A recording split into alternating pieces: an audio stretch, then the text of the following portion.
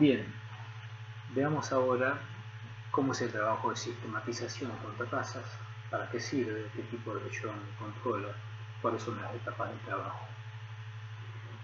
En primer lugar, aclaremos entonces las terrazas, lo que hacen es disminuir la longitud de la pendiente interponiendo canales que conducen el excedente hídrico del lote fuera del mismo a una velocidad erosiva. Entonces, el objetivo de la sistematización va a ser, lógicamente, el primer objetivo es disminuir la pérdida de suelo, disminuir la velocidad del agua de escurrimiento y por lo tanto disminuir la erosión, acortar la pendiente, distribuir uniformemente el agua dentro del lote, evitar la formación de surcos, cárcavas y aumentar la infiltración, porque al sacar el agua a una velocidad más baja del campo, lo que estamos también permitiendo es que infiltre más agua. Bueno, hay muchos tipos de terrazas. Ahí la que estamos viendo es una terraza de absorción, o sea, una curva a nivel, una terraza a nivel, no tiene gradiente, por lo tanto el agua llega hasta ese punto e infiltra.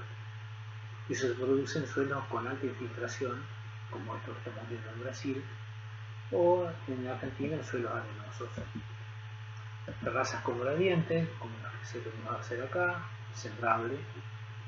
Aquí una terraza con gradiente, pero no sembrable. Fíjense que está el canal de la terraza no se siembra, así debe ser la terraza no sembrable. Terrazas sembrables de nuevo, sembrada con maíz en este caso. Terrazas paralelas o terrazas por ahí paralelizadas, como suelen ser más bien acá en nuestra zona. Quien quiera paralelizar, sacar perfectamente paralelas las terrazas casi imposible, porque las pendientes son muy desuniformes y por lo tanto por ahí tender a paralelizar las terrazas. No son muchos los estudios que se hayan hecho donde comparan el efecto de las terrazas sobre el rendimiento. Yo encontré un trabajo bastante viejo de técnicos de Quinta Castelar, donde midieron la diferencia de acumulación de agua en el bajo y en la media loma, sembrando el testigo de maíz a favor de la pendiente versus siembra en contorno, y la tercera opción, siembra en contorno con terrazas. Entonces, fíjense, la diferencia de 0 a 30 entre la acumulación de agua en la media loma y en el bajo era casi un 7% en el testigo, de 0 a 30, y de 30 a 60 un 3,5% de diferencia. Y esa diferencia se hace casi nula al sembrar en contorno o al sembrar en contorno con terrazas. O sea que el agua se distribuye mejor, es lo que está mostrando esto. ¿Y con consecuencias tuvo eso sobre el rendimiento? Es que, fíjense, el menor rendimiento fue con testigo, alrededor de 6.200 kilos en la loma, y en el bajo el testigo rindió más porque acumuló más agua y se fue casi a 6.800 kilos. En contorno tuvo un rendimiento mucho más parejo, alrededor de 5.500, 5.600 kilos. Y también fue parejo el rendimiento en contorno con terrazas, pero parejo y mayor. Entonces eso nos está mostrando que con la terraza se distribuye mejor el agua y lo aprovecharía mejor la planta. Repito, no son muchos los trabajos que hay, este es uno.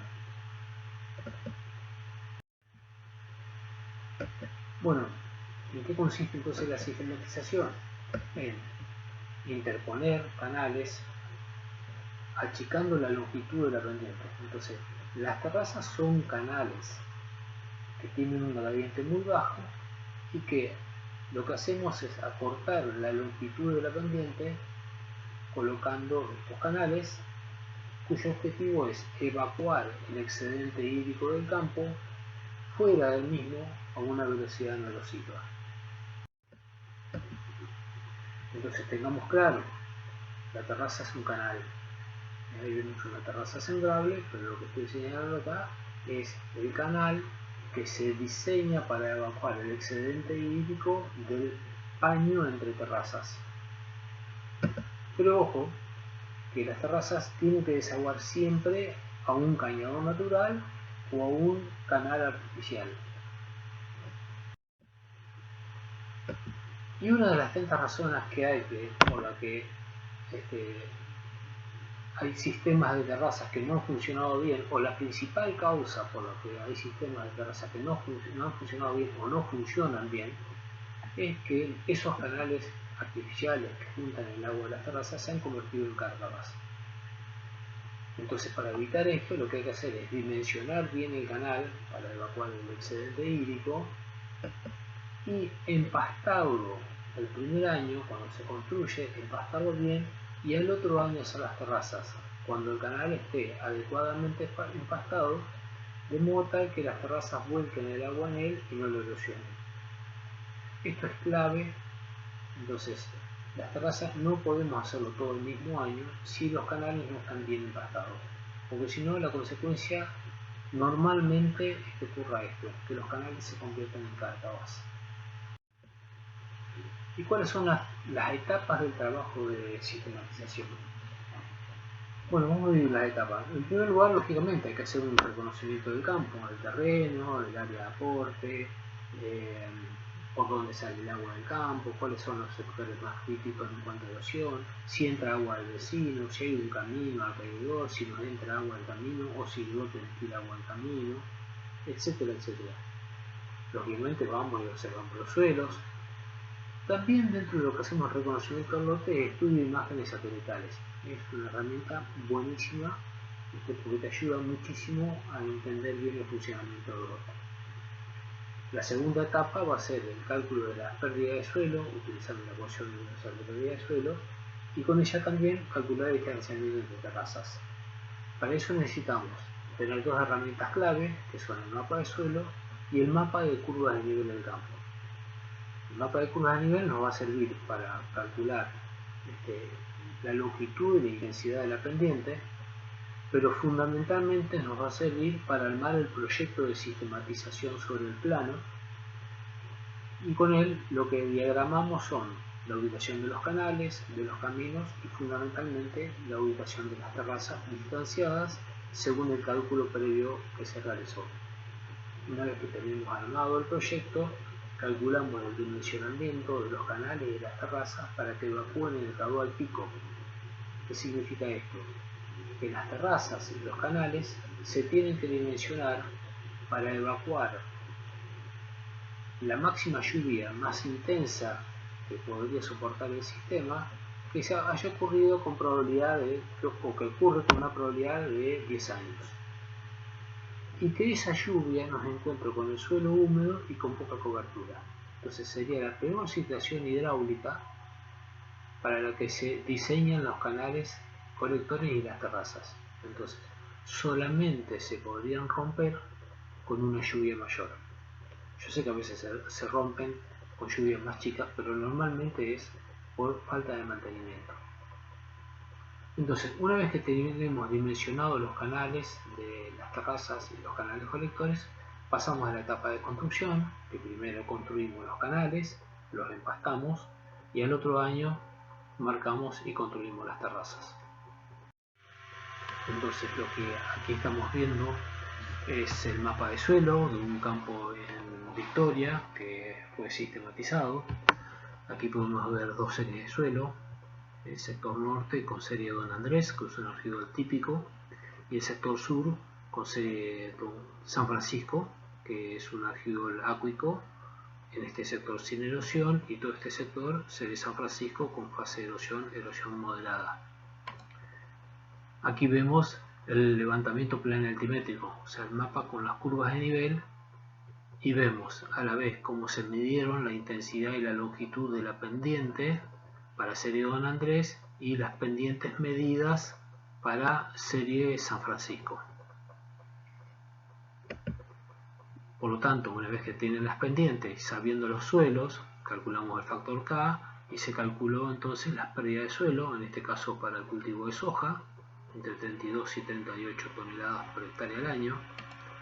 Para otros cultivos las pérdidas son menores: maíz 29 o entre 29 y 25, para trigo soja entre 8 y 9 toneladas por hectárea al año. Entonces lo que después se hace es calcular el factor LS con distintas distancias entre terrazas y por último el distanciamiento entre terrazas, en este caso buscando pérdidas de suelo alrededor de 5 toneladas por hectárea al año, por lo tanto las terrazas terminaron quedando entre 50 y 60 metros entre sí.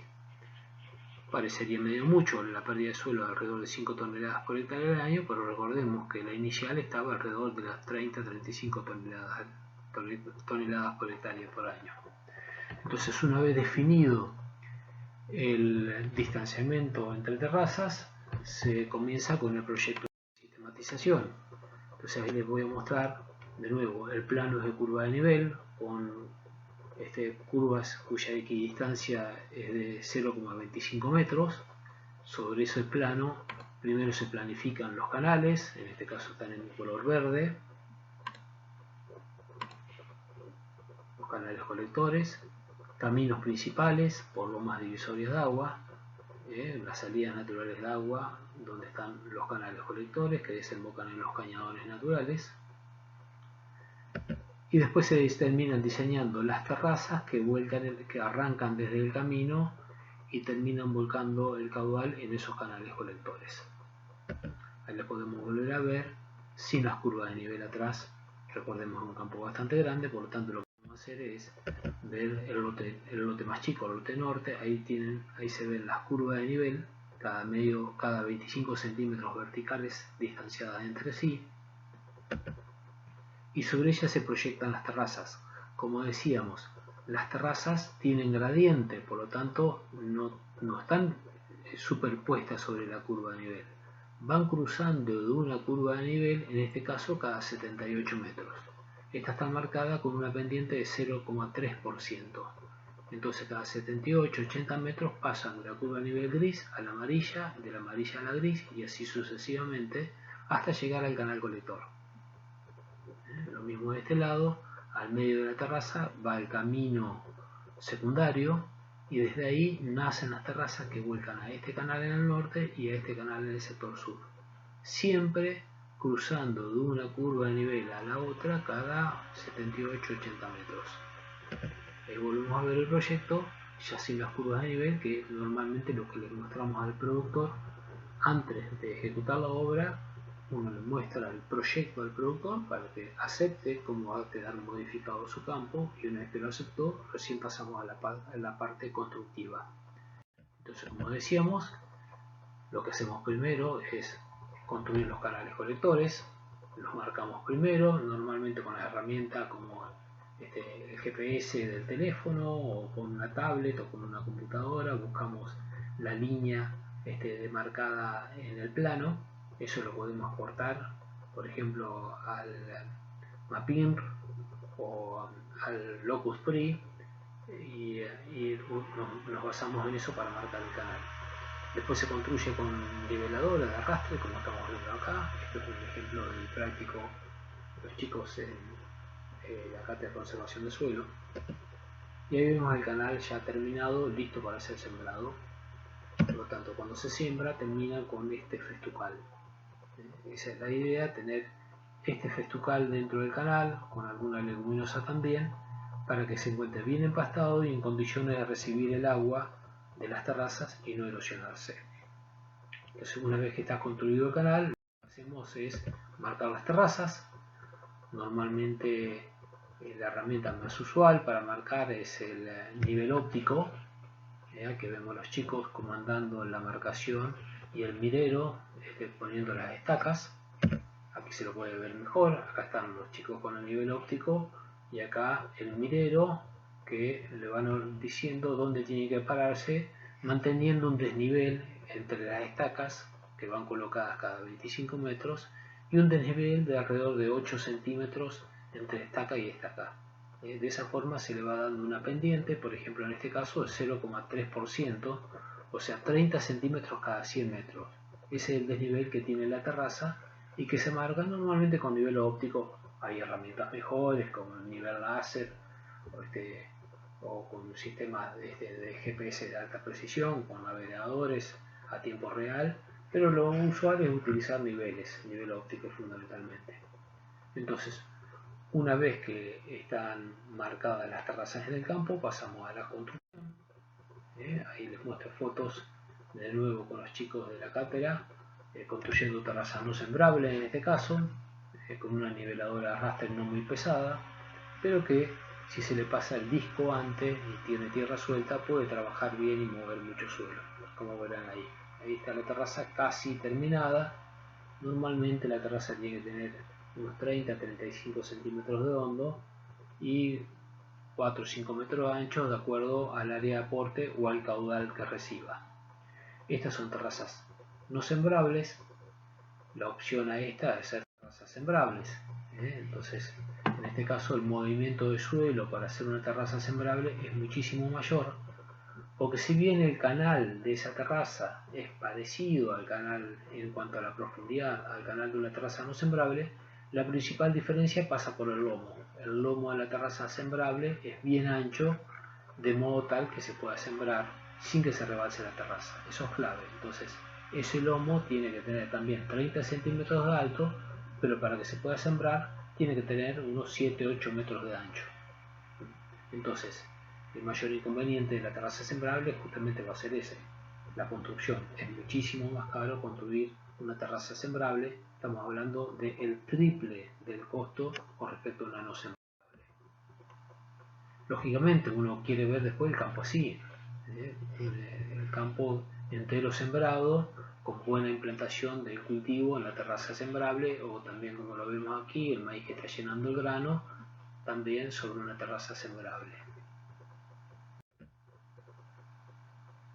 Entonces, ¿cuáles serían las ventajas de la terraza no sembrable? Como vemos acá, bueno, el menor costo de construcción, facilidad en la construcción, es bastante sencillo construirlas. Y otra cosa muy importante es que la terraza no sembrable te obliga a sembrar en contorno.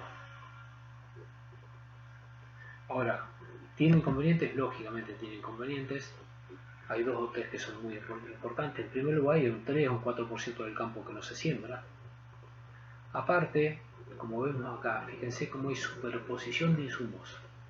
Cuando las terrazas no sembrables no son paralelas, como ocurre en la mayoría de los casos en Entre Ríos, hay que hacer cabecera en cada paño, y por lo tanto hay superposición de insumos.